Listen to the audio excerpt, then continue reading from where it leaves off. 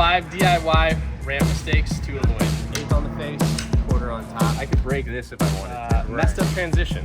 The reason we're making this video is because, yeah, we're a ramp company, but we still encourage people to build their own ramps. Like, if you can and you have the tools and the know-how, like, by all means, go for it. And hopefully you want to buy some of our smaller stuff later, or like maybe you want to build your own quarter and get a mini from us. You just want to put like good content into the world, because it's like nothing's a secret. Everything's out there. Everything's accessible. And like, this is genuinely valuable and helpful to, you know, it's people like, watching. Who better the information to come from than like a professional ramp company that's been in business for more than 10 years. Like, exactly. We've done it all, seen it all, like know all the tricks and tips and like what not to do. So probably the most common DIY ramp build mistake that I've ever seen is messed up transition. Just either too tight, not tight enough, or sometimes it's just not consistent. Right, like it'll be more dramatic at the top or at the bottom than it is like, on its counterpart. It makes for a very unpredictable, wonky transition. If you're like trying to skate a quarter pipe casually in the driveway, or you're trying to have a mini ramp that you can just cruise very fluidly, you want a consistent transition. Right. So this quarter pipe had a 6-foot radius. The other thing that people will mess up a lot on building their own quarter pipes, they might make their radius kind of never mellow out and hit the ground. I don't know if you've ever seen quarter pipes where it's almost like instead of a plate, they just have thin ply that keeps going and going and going. Right, right. When you scribe your circle, whether you're using a string or you're using an arm, you want it to be one continuous radius, and you have to be really conscious of where it's meeting the ground. Ideally, you want it to meet at the ground at the flat bottom of the circle, right? Exactly. The second biggest mistake that I see on DIY ramps is coping. Sometimes people use either too thin of gauge, or the diameter is not big enough, or it's too big. Sometimes it's attached in wonky ways, and then people also often mess up the optimal bump.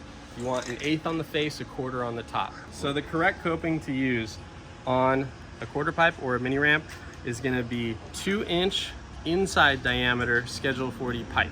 2 inches on the inside diameter. On the outside, it's 2 3/8. And you want to make sure these walls are nice and thick, because the harder and the thicker and the denser the metal is, the less resistance your trucks are going to have, and you're going to grind better. Don't buy thin grade fence posts. I know it's going to be tempting because it's a lot cheaper. So another thing with the coping is getting the optimal bump. You want 1/8 of bump on the face, and you want a 1/4 inch on the deck. So a good way to reference that is when you have your side, and this is on the ground, and we're scribing this out, we're just going to be tracing this on the plywood onto the ground, so you can play around with scrap pieces of material for reference. So I know that I'm going to put 3/4 ply for my deck. I'm going to just move the coping up and down until I have that 1/4 inch reveal. We're level. We have exactly a 1/4 inch on the top. On the face, we want that 1/8 inch. You can put some material here, and if you filmed it from the other direction, you'll see that it's exactly an 1/8. This is all cut on a CNC, so it is perfect. 1/8 on the face, 1/4 on top. Third mistake of DIY ramp builds is people messing up their ribs, aka the joists, right?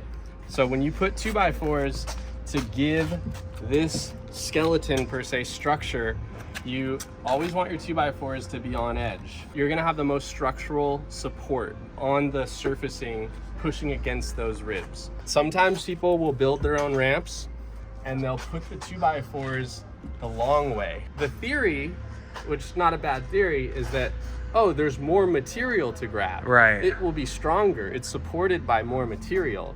But a 2x4 this way it's not as strong. Like this is very strong right here, right? Yeah. I could break this if I wanted to. Right. So if you're building a bigger, let's say 4 to 5 to 6 foot tall quarter pipe or mini ramp, you're always gonna wanna sheet it with multiple layers to make it nice and strong, right? And so you're gonna put 4 foot by 8 foot sheets of plywood, only bend this way, the short way, like the taco direction. Yeah. You can't bend them long ways. So when you're sheeting a ramp with multiple sheets of plywood going the short way, they need to bend. And then when they meet, you would think, oh, just have them meet on this 2x4.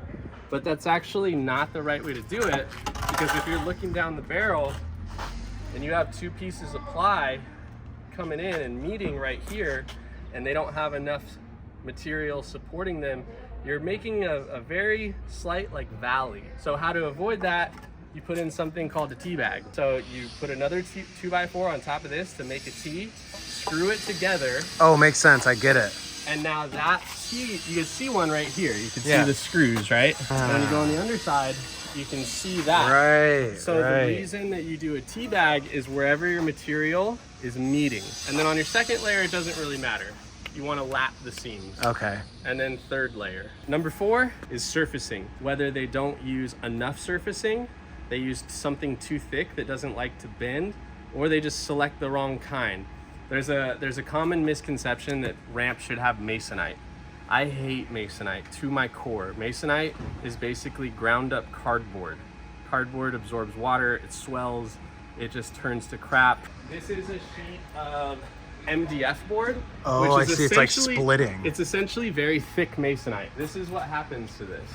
Look at, I can just dig my nail in there. Don't use masonite. Good materials to use when you're surfacing your ramp. For the final layer, in a perfect world, you use skate light. Skate light is a composite material with resin and paper. It's 100% waterproof, snow-proof. There is a cutting board company that makes cutting boards made out of this. It is dishwasher safe, gonna withstand all the abuse. There's other materials out there like skate light called ramp armor, gator skins. What we use when we don't use skate light, we use Baltic birchwood.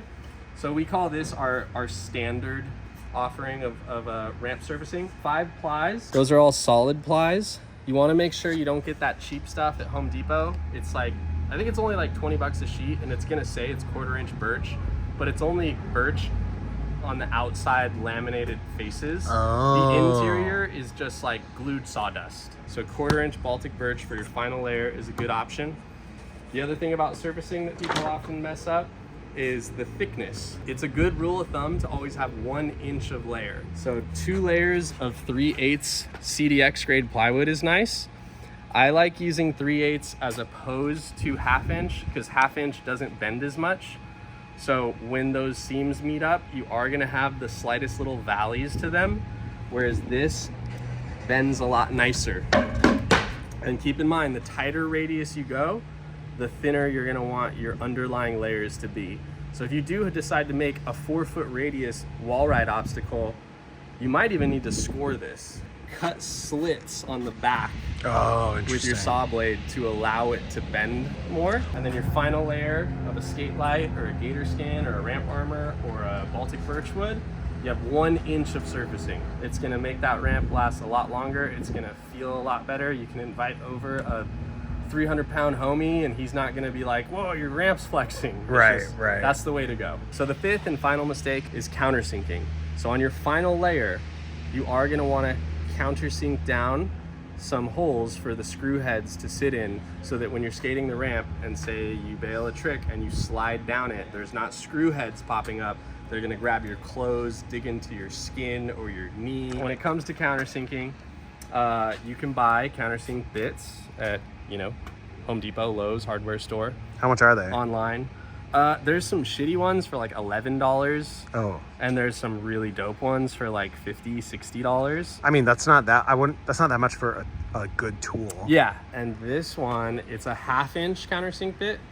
So this is a 1/2 inch, which that's a that's a nice size for typical screws, like number 8 or number 10 screws that you're gonna be using on a ramp. And so you put it into your drill chuck and wherever you're gonna be putting screws, and then you just go down, boom, you got a perfect countersink. You want it to be ever so slightly bigger than the head of your screw. This is the countersink bit that we use on the CNC. This bit has done hundreds of thousands upon millions of countersinks. Just make your countersinks a little bit bigger than the screw head and you are gonna be stoked. It looks super smooth and professional, and when you fall on it, your clothes and your body will thank you.